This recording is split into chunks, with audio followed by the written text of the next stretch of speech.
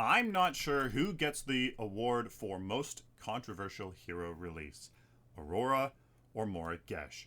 Both have shaken up the meta a ton, and with the release of Morigesh, we have to look into some of the things that make her such a beast.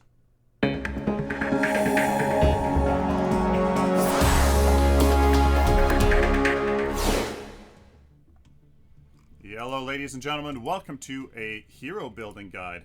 I am Sylphin. Of course, we always start off looking at the numbers behind the hero. That helps inform us of the underlying structure that we have to build upon.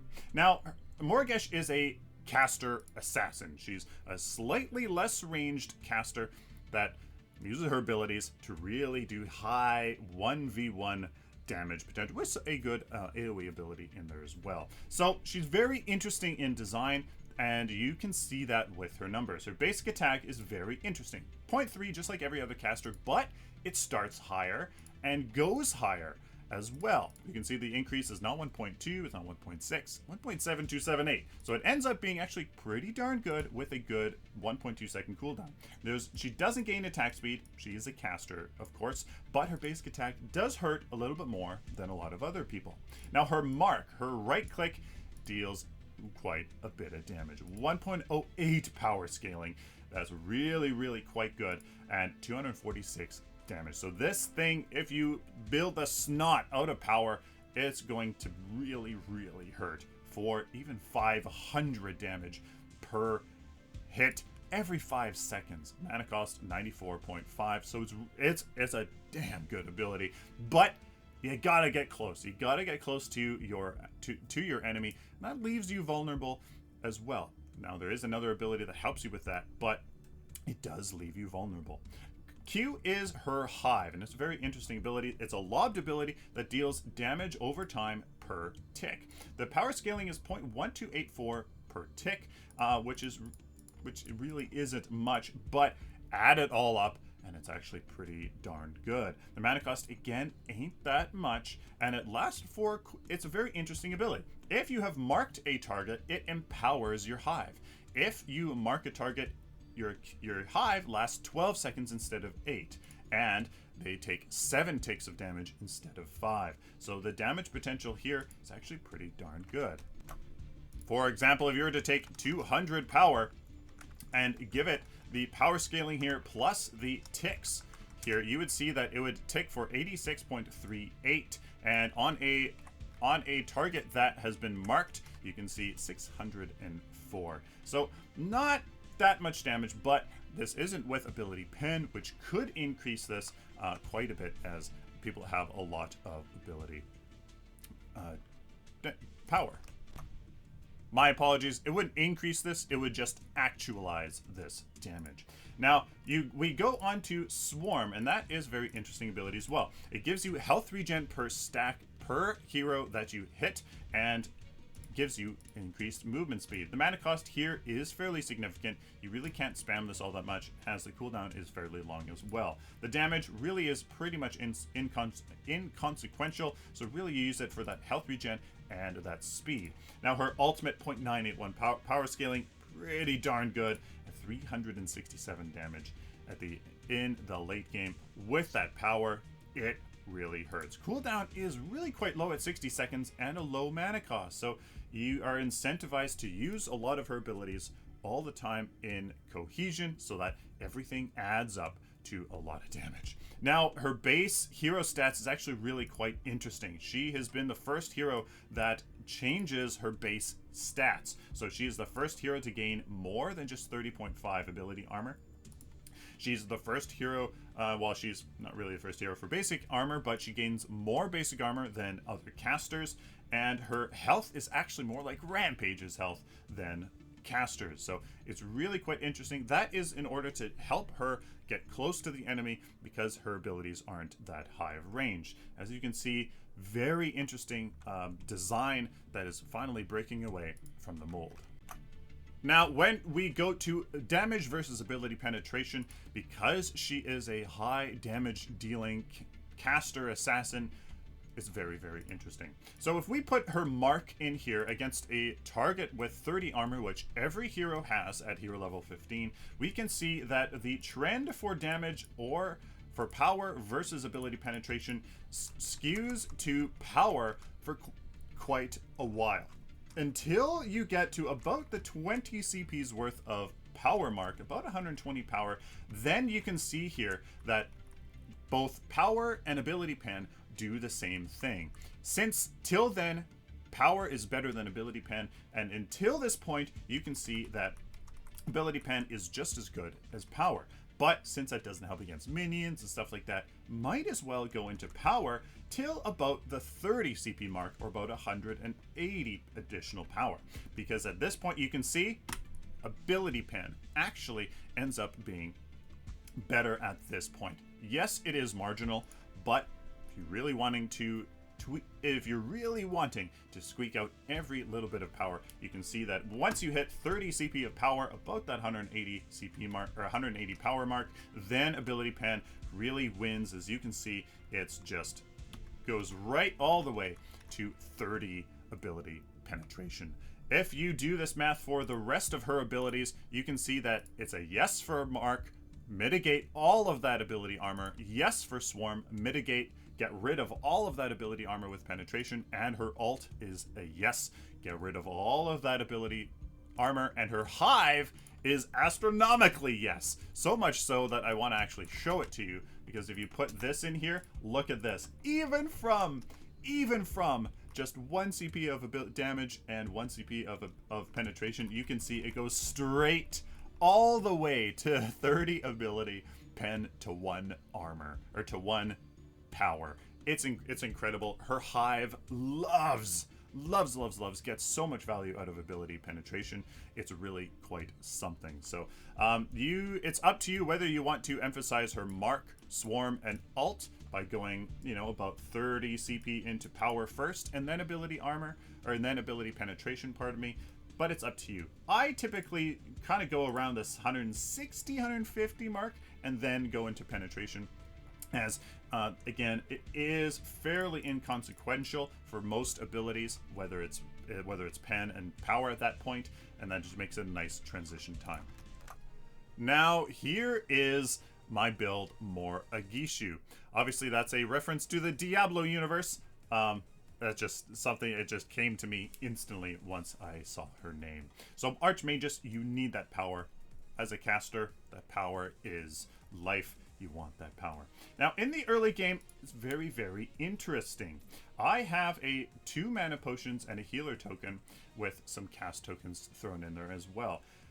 She has her swarm ability that you can upgrade, that you can focus some upgrades on to get to level 2, and then it really starts to kick in with that health regen. So you can grab that healer token, actually be pretty fine, and go for a mana potion.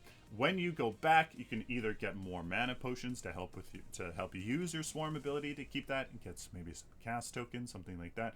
But I thought it was a very interesting idea, and it actually works. It gets you in a little bit of, puts you in a little bit of harm, but it can work really well. After that, you go into the Guardian's Ward or the Gift of the Rains, depending if you're off lane or mid lane. In the off lane, I go for Gift of the Rains. A whole bunch of mana regen and health regen increases her sustain so much. She already deals a ton of damage, so with this health regen, you can stay in lane, you can harass the enemy duo if you're in the off lane, or in the mid lane, just totally dominate through sustain. And that mana regen is mind-blowing. Absolutely mind-blowing. A ton of value in that mana regen. It's mind-blowing. Or you go for the Guardian's Ward if you are in the mid lane. I would just get the ward and then go into the Gift of the Rains and then come back and upgrade this. But that's really up to you. Once you have these 2 cards, you're set. You got mana regen, you got health regen, you got the wards, and a little bit of power. Perfect. So what do you need after that? Power and health. Just 2 adamant edges thrown in there to get you that good power to deal that damage and a little bit of health as she needs to get close to people. She really needs to get close to people. People can counter her with good CC, so you need a little bit of health. You really, really do, and that is very meta in the high elos. Now, you do have some options thrown in there. You can grab this stab link if you like. If you are seeing some, you know, if you're really getting focused on and ganked on, you can grab you can grab the stab link and try to preempt that with some good ward placement and really kind of get away before bad stuff happens.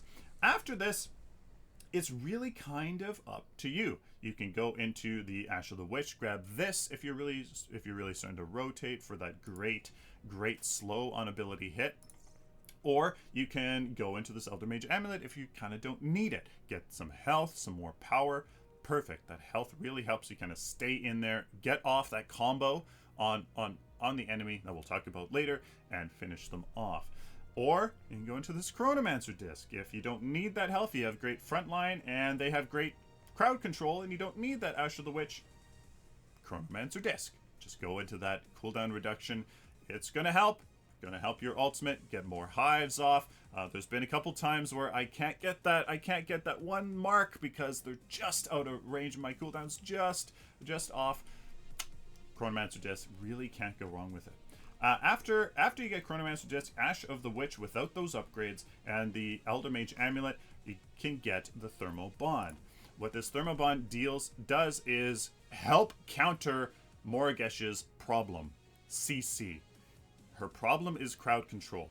Doesn't matter if you use that increased movement speed when you are stunned and rooted, which is her problem. She has to get close to people, so people have to CC her, take her out immediately, or else she's going to do her thing and somebody's dead. So heal for 12% of your maximum health, which, because we're increasing that maximum health, this gets great value. Plus you can use her swarm to maybe go through a few people, get some health regen stacks. Really synergizes very well with her kit and helps deal with her main problem. After you get Chronomancer disc, Ash of the Witch, Thermal Bond, you maybe have your stab link in there with your Guardian's Ward. Probably gotten rid of a Gift of the Rains or a couple adamant edges. You get this Elder Mage Amulet, and then you get all of the power you possibly can from your build. You upgrade all the power in this Ash of the Witch before going into this Shadow Scroll. Just like we saw, I prefer to get all the power first and then ability pen in the crazy late game. And it's actually not that bad because you are kind of getting rid of the stab link, but by the end game you're getting rid of these adamant edges and the Gift of the Rains. Transitioning into the Shadow Scroll, you can at least get 1 or 2 of those Sinister Shocks before you really run into an issue. So the final build, ladies and gentlemen, Thermal Bond, Ash of the Witch, this Chronomancer disc, Shadow Scroll, Guardian's Ward, and Elder Mage Amulet. Some good health, which amplifies Thermal Bond and also enables her swarm to kind of give you more health back. The Chronomancer disc, so you can spend more of those abilities, which is deal crazy amounts of damage, a little bit of utility to help not only you but the rest of your team, and just kind of secure those crazy kills. It's fantastic with that ability pin. It will be monstrous. Now, I think Morigesh is fantastic in the off lane. She really, really is. She gets a lot of work done, can do fantastically against that duo. Now, I got the 2 white camps here very easily, as your hive deals quite a good amount of damage, as that's what I get first, just to help get that. Then I go over here and make sure to get level 2 pretty easily. Don't be too aggressive until you get level 2. Once you get level 2, get your swarm. I get my swarm so I can do stuff like that, get in there, dodge those Decker ults, even if the stun, even if she does land it, you got your swarm stacks, and you just get that damage and run out. Let your healer token get to work. I'm being actually fairly aggressive, and as you can see, stuff like that, if the duo isn't coordinated, you really don't care. You're just there, you got your healer token, you got your swarm, stuff like that. So I'm going to use I'm going to go in there, throw in a hive, and get my mark here at level 3. Now we have the combo. We have your mark, which empowers your hive. you use your mark on your target, you use your hive on the target, and that empowers the hive to deal a lot of damage. I'm going around, kind of checking, playing it fairly aggressive. This Decker here, I'm just like, fine, go ahead. You know, going side to side, dodging. Your off-lane skills are very, very important. And just kind of being a menace. You can see I'm actually doing a pretty good job here holding them off. I'm letting the tower take a teeny weeny bit of damage, but otherwise being fairly aggressive. Now, once I'm going to go in here, I did my combo there on the Murdoch, went in a bit, used my mark into a hive, and you can see, well, they might have a circlet of health, and at least put some pressure on them. It lets them know who is boss. As you can see, I've used 1 mana potion already, and it's really not that bad. I use this opportunity to get in, come around to the side, and make sure to finish that Murdoch off. Mark into your queue is fantastic, and as well as I've been finding, you can use your swarm. You can use your swarm as your initiation. You use your swarm to run through people, run through the minion waves, get that health regen, and then the enemies are like, whoa, there's a Morigesh coming at me. Mark, hive, you got the health regen. You can then back away from any damage that you might have taken. It's wonderful. Don't be afraid to always be getting these white camps as much as possible. Maybe communicate that with your jungler. Say, hey, try to leave this 1 white camp here for me. Now, as you can see, I got my Gift of the Rains first, and you'll see that the sustain is unreal. As you saw there, I got a little bit cut out, but I just got my swarm, and I used my swarm there to run through the minions, and look at that. Really not doing... I'm half health, but my healer token, my Gift of the Rains is gonna go. Here's this Crunch trying to do stuff, put pressure on me because I am being such a nuisance to this duo, and I just kind of really don't care. I'm gonna use my combo here, and kaboom! There is a gone Crunch just from my mark, my hive into my ultimate. Amps worked wondrously. Look at this health regen kick in, 9.7, already at full health. 4.3 mana regen here, already at the 950 mark. That is absolutely insane. I can just stay here, use my basic attacks, only use my my mark hive combo on key moments, kind of harass them, put them back in their place, just run back, go back to base. Now here's a little boo-boo that you guys don't try not to do. I use my mark into a hive, but I go to mark the Crunch again, but I actually mark the Murdoch. My ultimate only goes on the marked target, which was unfortunately the Murdoch. So unfortunately, he didn't eat it, and this Crunch gets away, and that's a showcase of just kind of an issue that you might experience. Got to make sure that you have the correctly marked target for your ultimate. Because your mark is on such a low cooldown, it's very easy to mark into a hive, some basic attacks as you're swarming through minions into another mark, and then usually at that point, especially in the late game, they're low enough health for sure to just pop them with your ultimate. Now this is classic Morigesh assassination.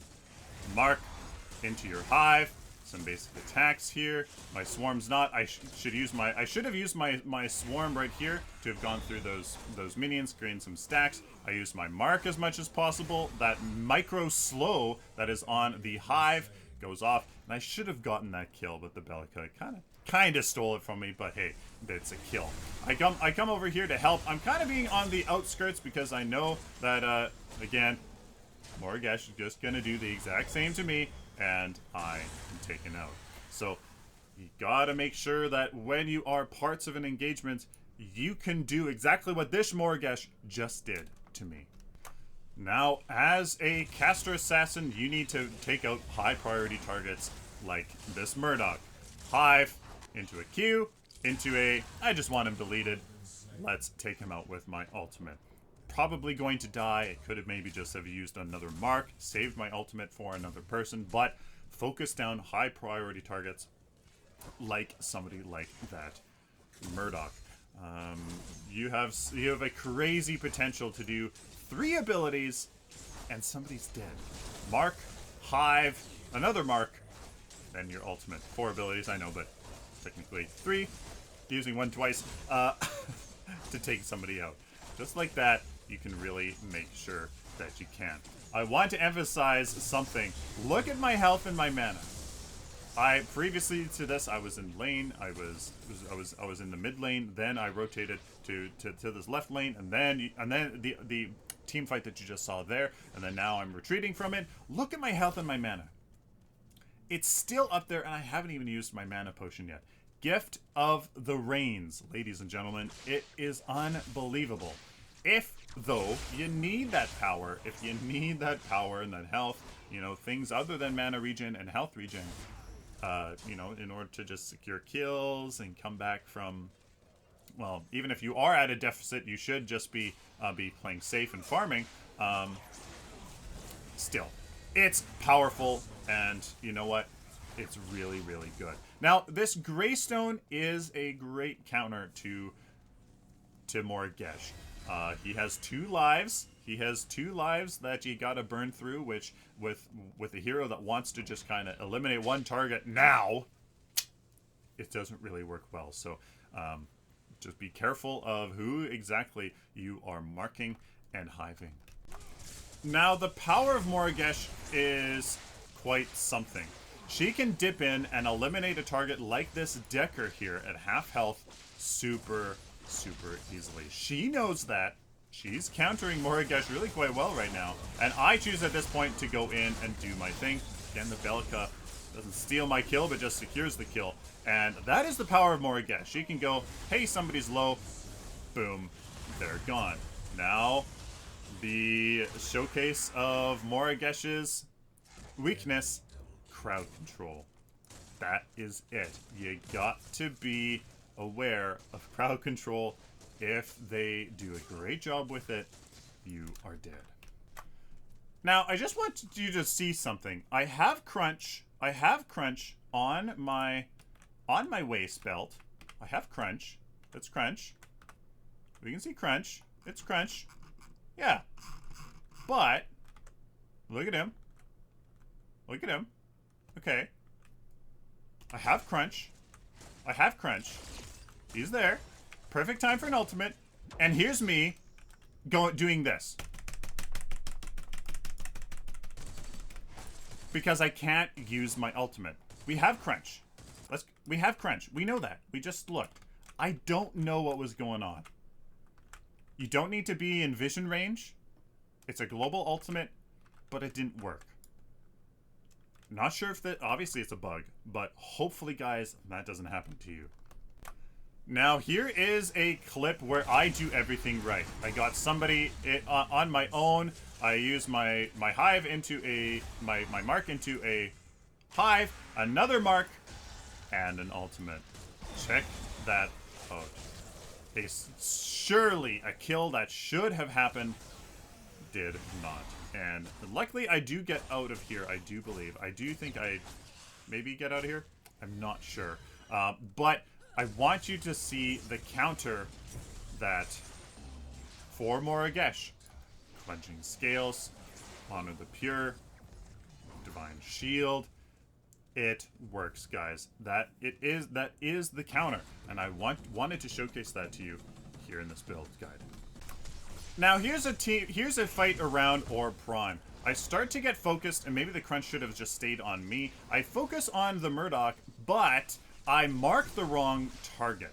I wanted to ultimate this crunch, but I marked the Murdoch again. We end up killing him, and that is a good thing. But make sure you have the right. You make sure you have the right marked target. Don't go too crazy with the mark, because Morigesh is a single target burst caster assassin. She's a single target, so make sure that's the right single target. She doesn't really do mass AoE team damage. You can get a good hive off on a good, you know, a nicely teamed up team, but really that's not her focus. Make sure, again, you have the right mark target. Now, any hero out of position gets caught out, but again, watches this crunch. A fantastic counter completely destroys me. 2 stuns and I'm dead. I activated my swarm, but it didn't matter. Like I said earlier in the video, you're just dead. Yes, I was out of position, but the principle is still there. Crowd control is her counter. Again, this is what Morigesh does. Mark into a stab link to get right on top of him, into a hive. I use my swarm around all the minions, and look at this.